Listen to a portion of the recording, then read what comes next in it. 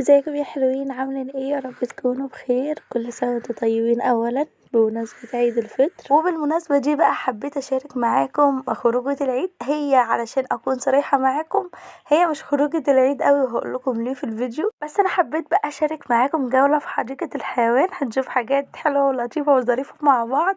طبعا شفت القرد عمل معايا ايه، هقول لكم برضو في الفيديو. يعني انا عايزة اقول لكم انتوا تأمنوا لكل الحيوانات اللي في الحديقة ما عدا القرود، بجد شقيين جدا واذكياء جدا جدا.